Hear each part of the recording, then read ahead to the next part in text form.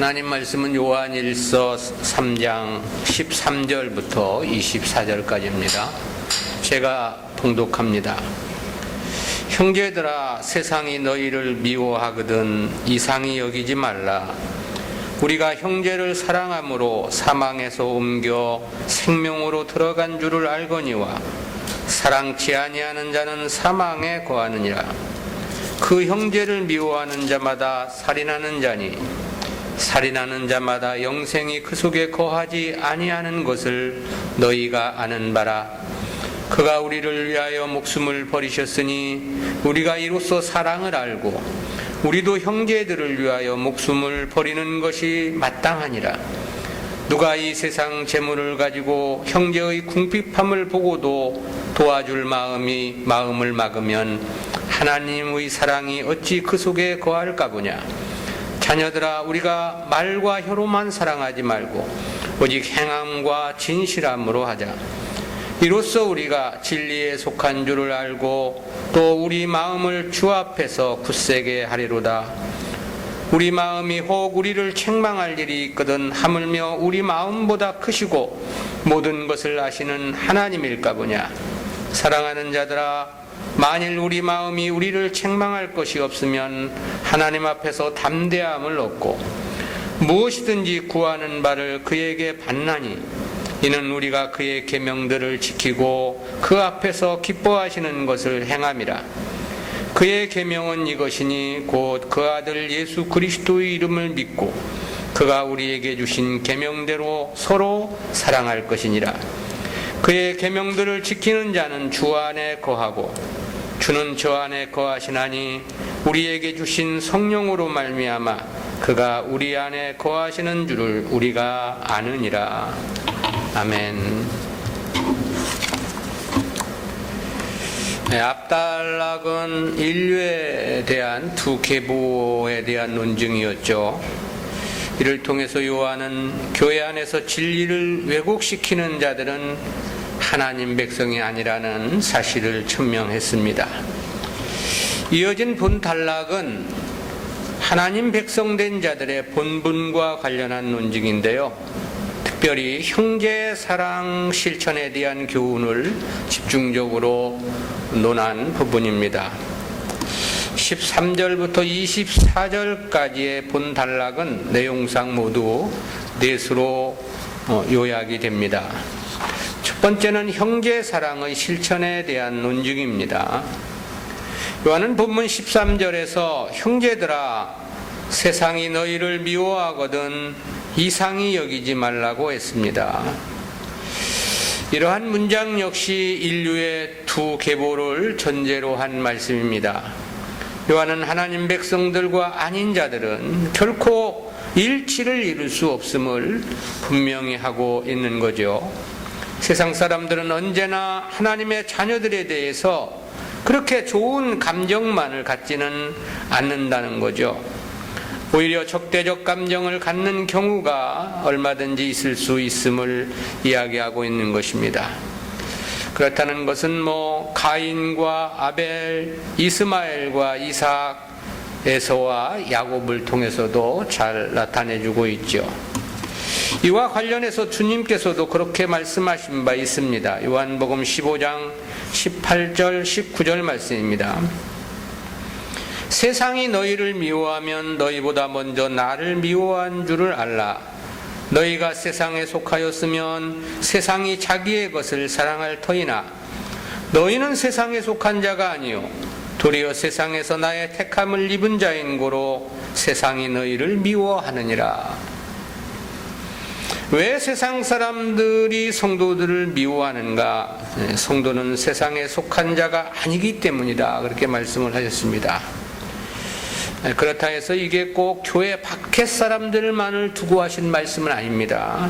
그보다는 교회 안에서 있어지는 일을 두고 하신 말씀이라는 것이 보다 의미적으로 가깝습니다. 그것은 바울의 일생을 보더라도 그렇습니다. 바울도 세상에 속한 자였다면 아마 끝까지 유대교에 몸을 담고 있었겠죠. 그리고 그렇다면 그 역시 계속해서 기독교를 박해를 했을 것이고요. 그러나 그는 창세전 선택받은 하나님 백성임이 분명했죠. 때문에 주님의 부름을 받을 수 있었던 것이고요. 그리고 그때부터 저는 유대교로부터의 가혹한 핍박을 받게 됨을 볼 수 있습니다. 주님의 일생도 마찬가지였고 주님의 제자들 역시도 다 그랬습니다. 오늘날도 역시 비슷합니다. 바른 진리는 반드시 타락하여 세속된 교회들로부터의 비방을 받게 되어 있습니다.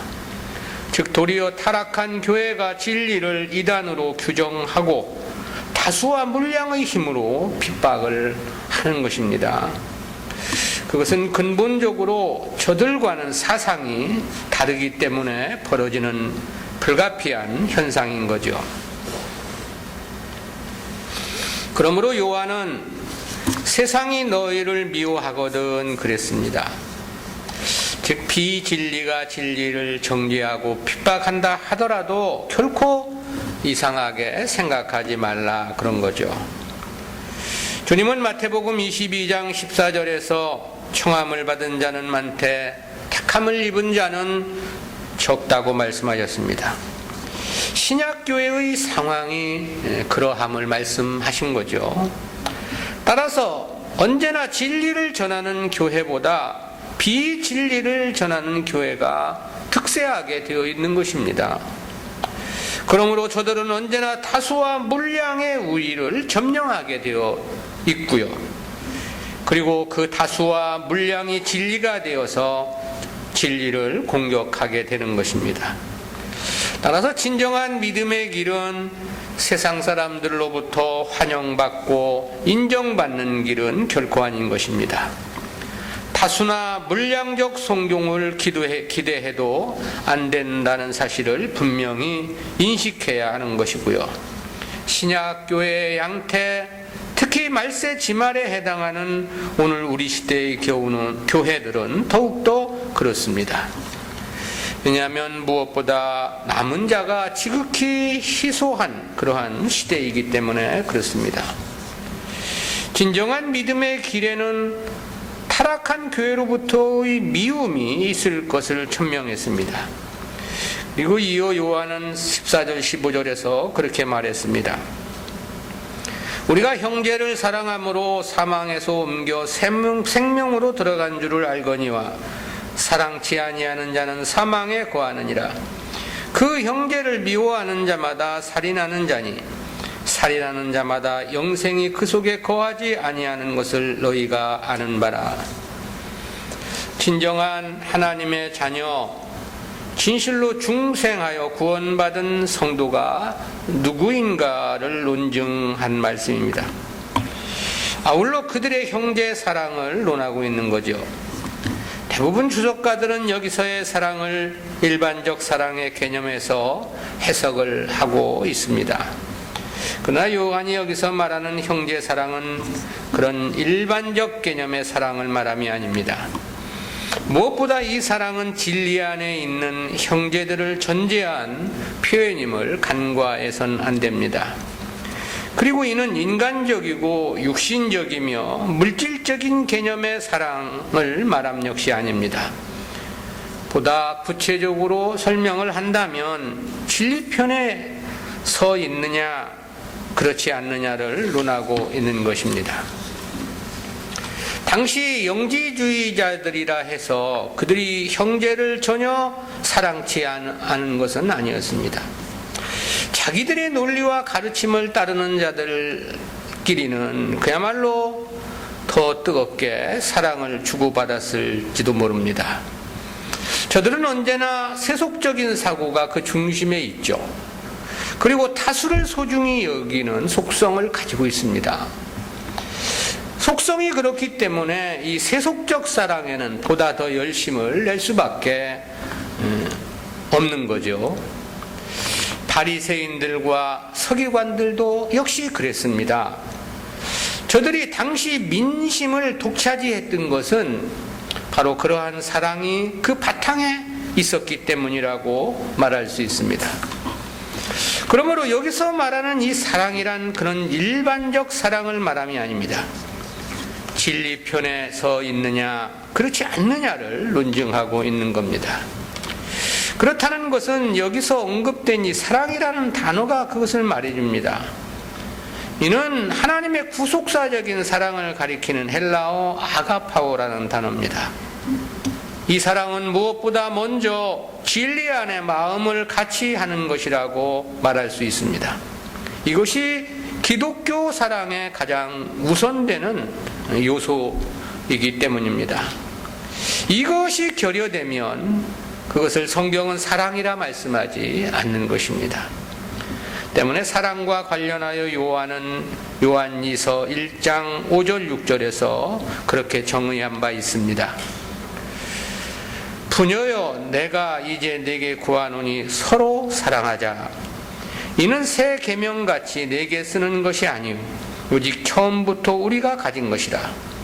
또 사랑은 이것이니 우리가 그 계명을 쫓아 행하는 것이요 계명은 이것이니 너희가 처음부터 들은 바와 같이 그 가운데서 행하라 하심이라. 기독교의 사랑이라는 명제는 무엇보다 그 계명을 쫓아 행하는 것이다 그랬습니다. 그것은 본서 5장 2절에서도 말씀하고 있는데요. 우리가 하나님을 사랑하고 그 계명들을 지킬 때 이로써 우리가 하나님의 자녀 사랑하는 줄을 아느니라 그랬습니다. 하나님을 사랑하고 하나님의 계명을 지키는 것 그 자체가 곧 하나님 자녀들을 사랑하는 것이다. 형제들을 사랑하는 것이다. 그런 말씀인 거죠. 따라서 본문에서 요한이 말하는 이 사랑의 취지는 가장 먼저 진리편에 하나 됨을 말하는 거죠. 그런 자만이 생명으로 들어간 자이고 구원에 이른 하나님의 자녀임을 말하고 있는 것입니다. 그러기에 형제를 미워하는 자는 살인하는 자니 영생이 그 속에 거하지 아니하는 자라고 말한 것입니다. 이는 마태복음 5장 22절을 염두에 둔 언급으로 보여지는데요. 거기서 주님은 형제를 향하여 노하고 욕하는 자들은 심판을 받고 지옥불에 떨어질 것이라고 말씀을 했습니다. 즉 기독교의 진정한 형제 사랑의 정의는 가장 먼저 진리의 마음 합함이다. 그렇게 말할 수 있는 것입니다. 그래서 바울도 고린도전서 13장 사랑장에서 사랑은 진리와 함께 기뻐하는 것이라고 그렇게 말한 바 있죠. 이것이 곧 성도들이 행해야 할 사랑인 것입니다. 그리고 이것이 곧 하나님의 자녀란 가장 확실한 보증임을 요한이 논증하고 증언하고 있는 거죠. 두 번째는 성도가 형제 사랑을 실천해야 하는 이유에 대해 논증한 말씀입니다.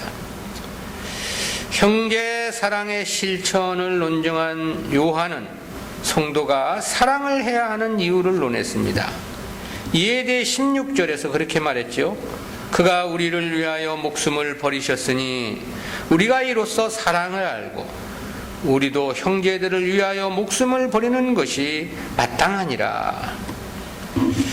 요한은 주님께서 성도들을 위해 자기 몸을 십자가에 내어주신 사랑을 우리가 사랑해야 하는 이유의 근거로 이야기를 한 겁니다. 그래서 그것을 근거로 형제들을 위해 목숨을 버리는 것이 마땅하다고 말을 한 거죠. 여기서 이로써 우리가 사랑을 알고라고 하면 기독교 사랑이 과연 무엇인가를 분명히 제시해 주고 있는데요. 두 가지 의미가 담겨 있습니다. 첫째는 구속사적인 의미입니다. 그것은 요한이 사랑의 교과서로서 주님께서 우리를 위해 목숨을 버리심을 제시했다는 것이 그것을 말해줍니다. 주님의 십자가의 죽으심은 육신적인 측면에서는 그 당시 하나님 백성들에게 아무런 도움이 된 것은 사실 없습니다.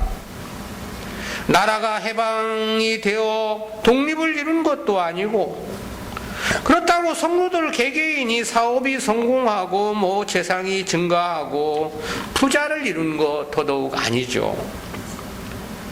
또한 주님의 죽으심이 무슨 육신의 평안과 위로를 얻은 것도 아닙니다. 도리어 그를 믿는 성도들에게는 핍박만이 가중되게 되었죠. 육신적으로 보면 오히려 고난을 더할 뿐이었다, 그렇게 평가할 수 있습니다. 그나마도 의지가 되었던 주님을 이름으로 더욱 낭패가 아닐 수 없었기 때문에 그런 거죠. 그렇지만 요한은 주님의 죽으심을 최상의 성도 사랑으로 지금 이야기하고 있는 것입니다. 무슨 뜻이며 무엇을 말하고자 함인가? 그것은 주님의 죽음으로 성도들의 구원이 완성되었다는 사실을 지금 이야기하고 있는 거 아니겠습니까? 즉 주님의 사랑은 육신적이거나 물질적인 개념이 아니라는 거죠. 구속사적인 개념에서 이해되어야만 하는 것이다라는 것입니다. 때문에 진리 안의 마음 합함이 곧 기독교 사랑의 가장 기본일 수밖에 없는 것이죠. 두 번째는 희생적인 의미입니다. 즉 주님은 성도들을 사랑했기에 그들을 위해 자신을 희생했음을 논하는 거죠.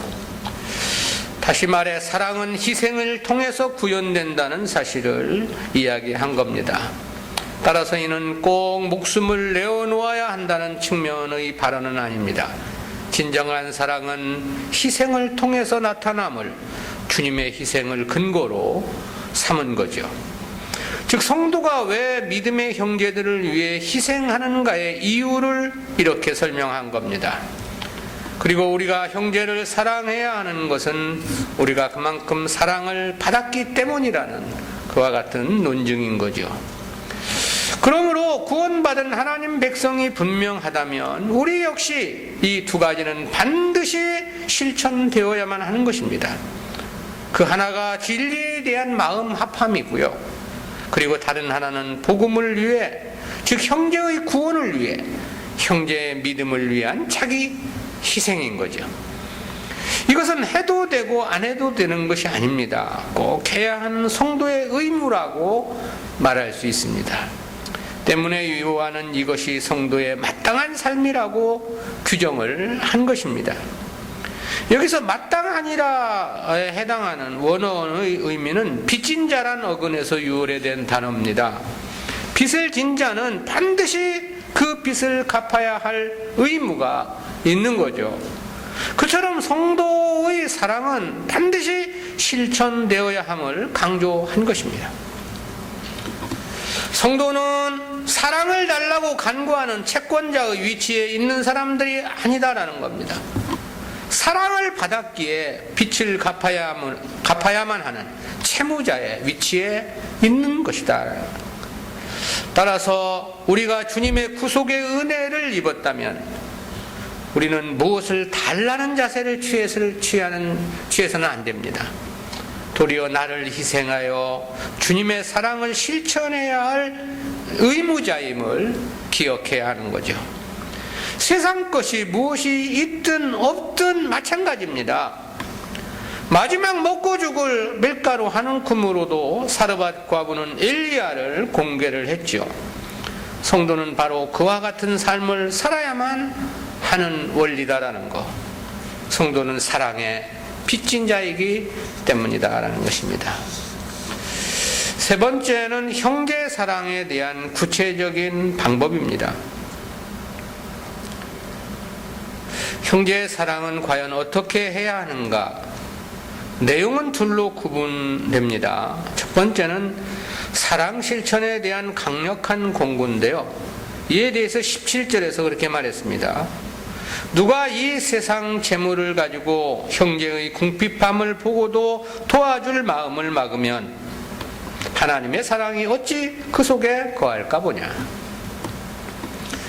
이는 자기를 희생하여 실천하지 않는 사랑에 대해 하나의 비유를 들어 설명한 내용입니다.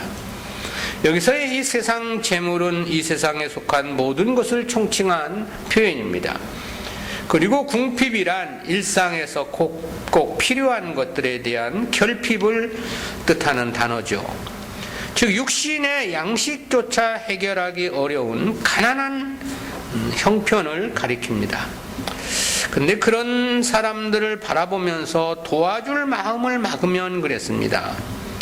즉 어려움을 당하는 형제를 바라보면서 돕고자 하는 마음의 문을 닫아버림을 지적한 거죠. 야고보 사도는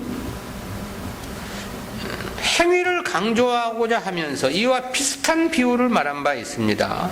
야고보서 2장 16절 17절입니다. 너희 중에 누구든지 그에게 이르되 평안히 가라, 더웁게 하라, 배부르게 하라 하며 그 몸에 쓸 것을 주지 아니하면 무슨 이익이 있으리요. 이와 같이 행함이 없는 믿음은 그 자체가 죽은 것이라. 야고보 사도는 이와 같은 행실을 죽은 믿음이라고 말했습니다. 그런데 요한은 만일 그렇다면 하나님의 사랑이 어찌 그 속에 거할까 보냐 그랬죠. 그렇다면 그런 사람 역시 하나님의 사랑을 받을 수 없음을 이야기하고 있는 거죠. 주님은 산상수훈 8복 가운데서 5번째 복으로 긍휼히 여기는 자는 복이 있나니 저희가 긍휼히 여김을 받을 것이며 라고 말씀을 했습니다. 주기도문에서는 우리가 우리에게 죄 지은 자를 사하여 준 것 같이 우리 죄를 사하여 주옵시고 라고 말씀을 하기도 했죠. 모두가 다 우리의 행위에 따라 하나님의 긍휼도 하나님의 사랑도 받을 수 있음을 말씀한 내용들입니다. 그러므로 사실 자기를 희생하여 형제를 사랑하는 것은 희생으로 끝나는 것은 절대 아닙니다. 그 자체가 자신이 하나님의 사랑을 받는 수단이며 통로가 되는 거죠. 원리가 그렇기에 형제를 긍휼히 여기지 않으면 자기 역시 하나님의 긍휼함을 받을 수 없는 것이겠죠. 때문에 요한은 이어진 18절에서 자녀들아 우리가 말과 혀로만 사랑하지 말고 오직 행함과 진실함으로 하자 그랬습니다. 사랑해야 한다는 거고요. 그리고 그 사랑의 실천에 대해 구체적으로 2가지 방법을 제시했습니다. 하나는 말이 아니라 행함으로 해야 한다는 거고요. 다른 하나는 진실함으로 해야 한다 그랬습니다. 행함이란 표면적이며 실천적 행위를 뜻하는 거고요.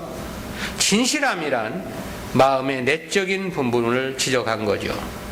즉 그저 나타내기 위함이나 보여주기 위한 형식이어서는 안 된다라는 거죠. 또 했다는 이름만을 얻기 위한 행함이 되어서도 안 됨을 말한 것입니다. 중심으로의 행함을 강조한 것입니다. 필리핀 선교를 준비하면서 그 최광기 선교사한테 제가 그렇게 말했습니다. 행사를 했다는 이름을 남기는 것에서 그쳐서는 안 된다고. 반드시 이 기회를 통해서 하나님의 은혜가 그곳에 말씀을 듣는 자들에게 있기를 바란다. 그랬더니 자신도 그러기를 바란다고 그렇게 답변이 오기는 했던데, 말, 사랑, 우리가 행하는 이 모든 행위들이 다 마찬가지인 거죠. 하나님 섬김 역시 그렇습니다. 외식적이고 가식적인 것에 멈추어서는 안 되는 거죠.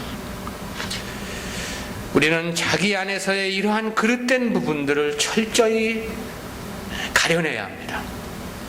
그리고 우리의 신앙의 모든 행위들이 진실함 속에서 이루어질 수 있도록 해야 합니다.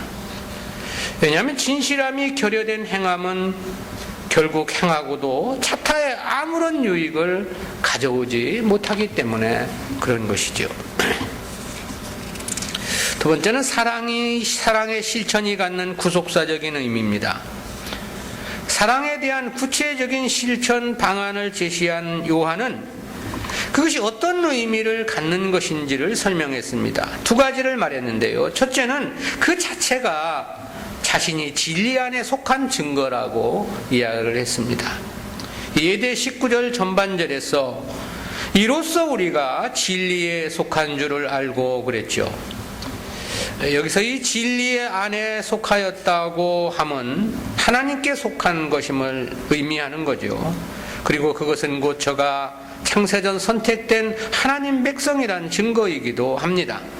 왜냐하면 진리 안에 속했다는 것은 곧 성령의 인도하심이 저에게 있었음을 의미하기 때문이죠. 그리고 그것은 오직 창세전 하나님의 선택된 백성들에게만 있을 수 있는 역사이기 때문에 그렇습니다. 둘째는 믿음의 성장의 열매가 있을 것을 말했습니다. 이에 대해서는 19절 하반절에서 또 우리 마음을 주 앞에서 굳세게 하리로다 그랬습니다. 진실한 마음으로 사랑을 실천하면 자신의 신앙에 큰 유익이 있을 것이라는 그런 뜻이죠. 여기서의 마음의 굳셈은 곧 믿음의 굳셈을 뜻하는 표현입니다. 그러므로 이는 자신의 신앙에 큰 유익을 이야기함인 거죠. 역시 사랑은 상대만을 위한 것은 결코 아닙니다. 자기만 희생당하고 끝나는 것이 아니라는 사실입니다. 이는 오히려 자기를 위한 자기를 사랑하는 방법인 것입니다. 내가 나를 사랑하는 게 자기를 사랑하는 것이 아닌 거죠. 형제를 사랑하는 것이 자기를 사랑하는 것이라고 말할 수 있는 것입니다. 왜냐하면 형제 사랑은 자신이 하나님의 사랑을 받는 결정적인 근거가 되기 때문에 그렇습니다. 네 번째는 형제 사랑 실천 유무의 결과에 대한 논증인데요. 형제 사랑의 결론으로 요한은 사랑의 유무에 대한 결과를 논증했습니다. 첫 번째는 사랑을 실천하지 않는 자들에 대한 결과입니다. 이에 대해 20절에서 그렇게 말했죠. 우리 마음이 혹 우리를 책망할 일이 있거든 하물며 우리 마음보다 크시고 모든 것을 아시는 하나님일까 보냐. 이를 보다 쉽게 설명하면 이렇습니다.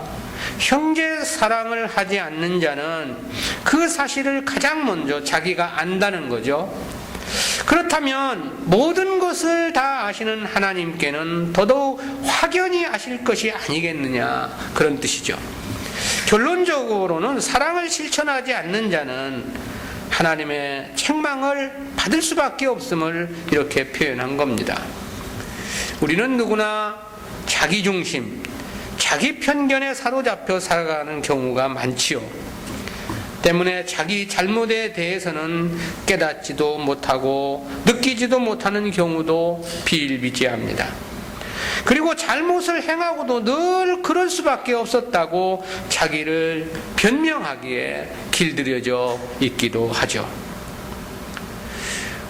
요즘 정치하는 사람들 보면 정말 참 가관이 아닙니다.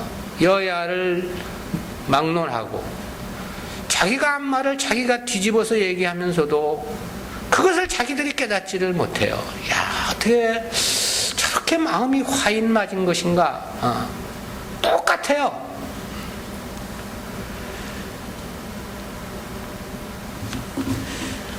근데 실제 우리 성도들도 그와 같은 경우가 얼마든지 있을 수 있다는 거죠. 자기 지금 살아가는 삶이 잘못을 하면서 자기의 잘못을 자기가 느끼지 못하는, 남에게는 손가락질을 하면서 자기의 잘못은 전혀 느낌을 갖지 못하는,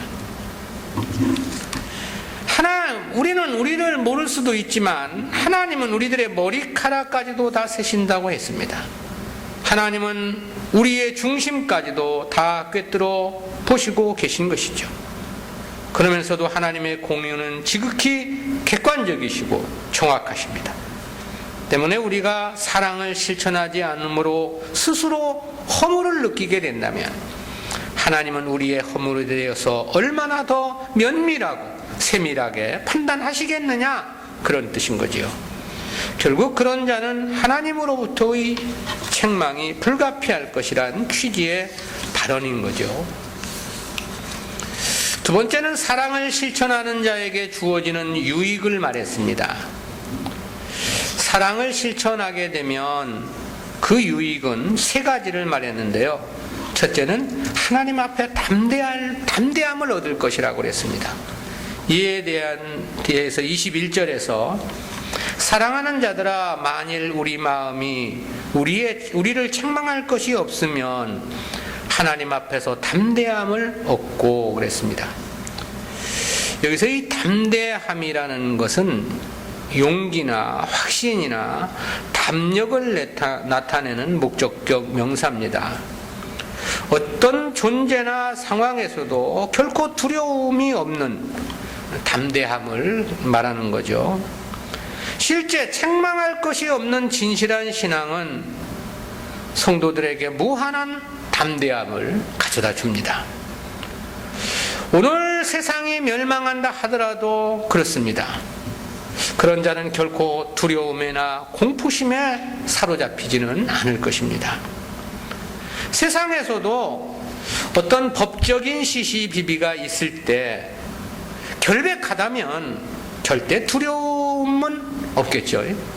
결백한데 뭘 두려워하겠습니까? 담대하겠죠. 진실한 성도가 천하의 모든 문제에 대해 담대할 수 있는 이유, 그것은 천하의 모든 역사를 주장하시는 하나님 앞에 책망받을 일이 없기 때문에 담대하게 되는 거죠. 사르밧 과부가 한 움큼의 밀가루 뿐임에도 그것을 내어놓을 수 있던 담대함이 바로 이런 겁니다. 생활비 전체가 두 랩돈 뿐이었던 과부가 그것을 헌금함에 넣을 수 있었던 담대함 역시 동일한 것이죠.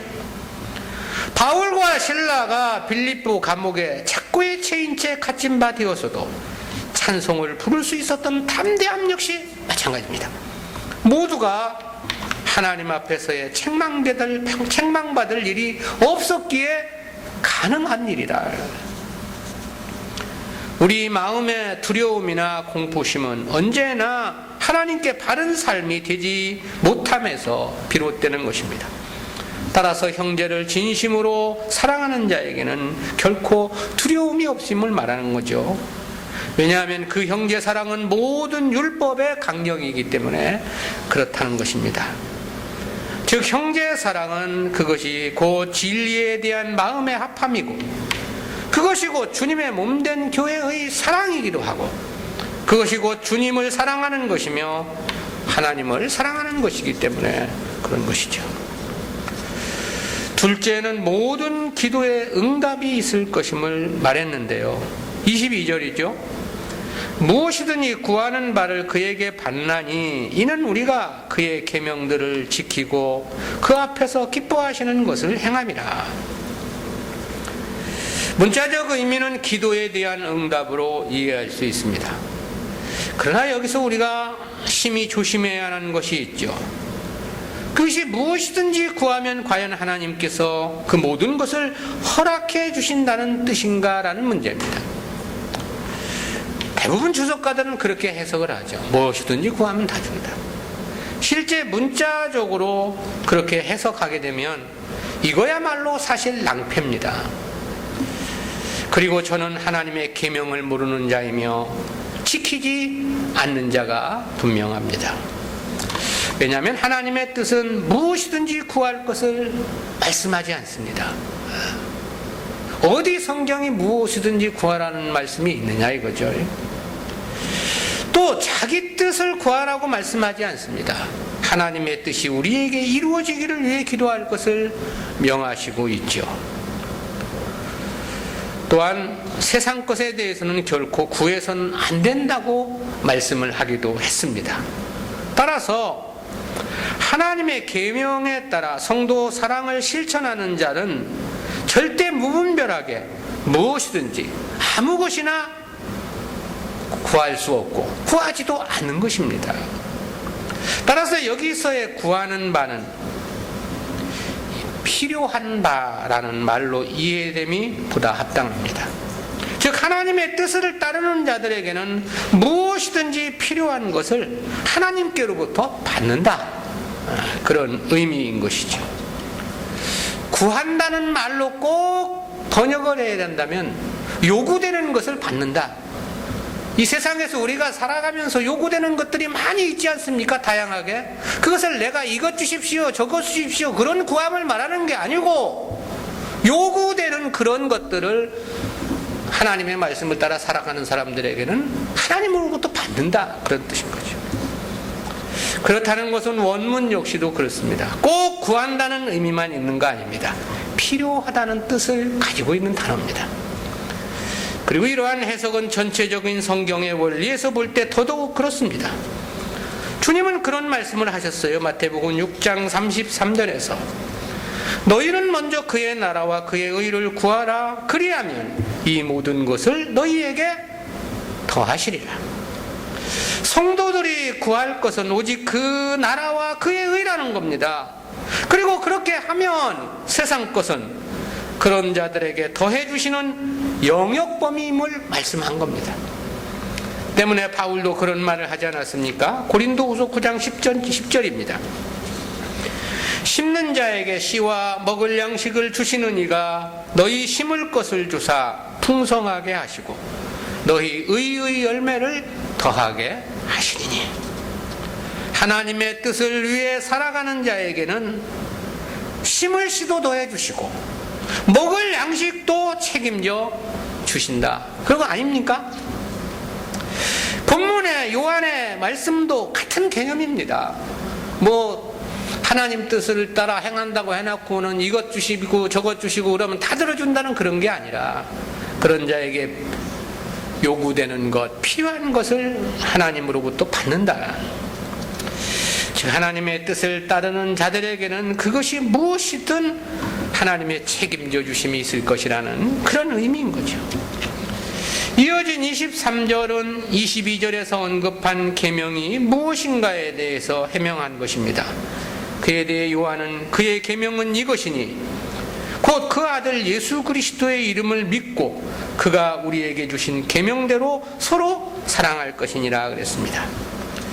즉 주님을 믿는 믿음 안에서 형제 사랑의 실천이고 주님의 계명이라는 거죠.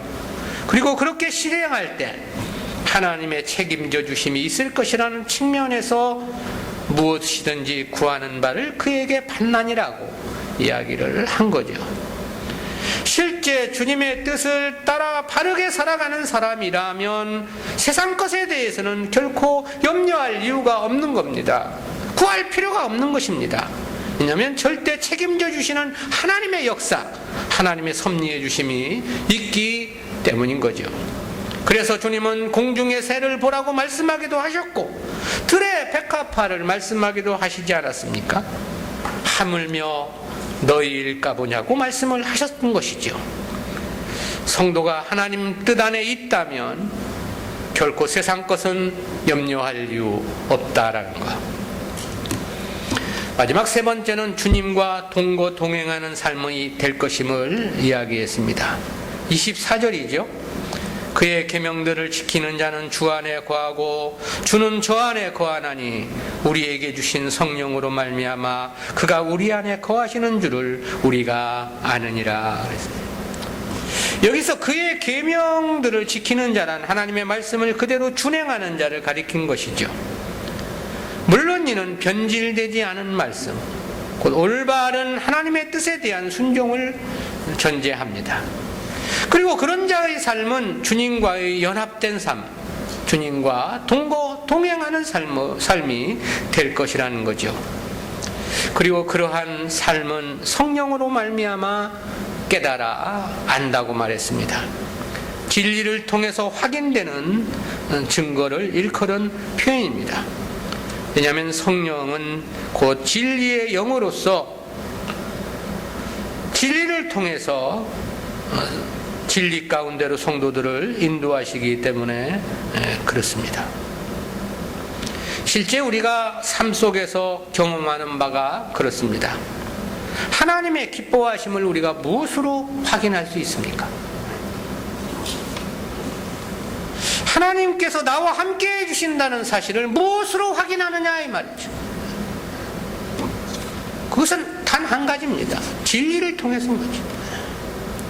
진리를 통해서 이루어지는 이 확신, 이것이 하나님이 내 안에 거한다는 확실한 보증이고 주님과 동행한다고 하는 분명한 증거인 것이죠.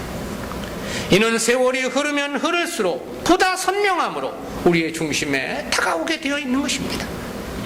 그래서 바울은 그런 고백을 한 바 있죠. 고린도후서 4장 16절입니다. 그러므로 우리가 낙심하지 아니하노니 겉사람은 후패하나 우리의 속은 날로 새롭도다. 우리는 이러한 말씀에서 진리 안에서의 삶이 얼마나 중요한가를 생각해 보게 됩니다. 또 믿음 안에서의 형제 사랑은 그것이 가장 나를 사랑하는 방법이라는 진리를 깨닫게 되고요. 그것이 곧 내가 담대한 삶을 얻는 길이고, 그리고 거기에 하나님의 책임져 주심이 있기 때문에 그런 것이죠. 기도합니다. 사랑의 하나님, 은혜를 감사합니다. 오늘도 주신 바 말씀을 통해서 우리가 이 땅에서 무엇을 위해 살아가야 하고 우리가 구현해야 할 삶의 내용이 무엇인가를 저희들로 하여금 깨닫게 해주심 진실로 감사합니다. 진리 안에 거하며 하나님을 사랑하는 것 자체가 형제를 사랑하는 것임을 우리에게 깨닫게 해주심 감사하옵고, 주여 저희들에게 이와 같은 마음으로 믿음에 굳게 하고 담대함으로 살아갈 수 있는 은혜 허락해 주심 진실로 감사합니다. 하나님의 뜻을 따라 순종함으로 주님과 동행하는 삶이 되게 하시고, 또한 우리들의 모든 삶이 그로 인하여 하나님께 영광이기를 간절한 마음으로 빌고 소원합니다. 늘 주님의 기쁨, 주님의 영광을 위한 삶이 될 수 있도록 도와주시옵소서. 감사드리옵고 예수님의 이름으로 기도드리옵나이다. 아멘.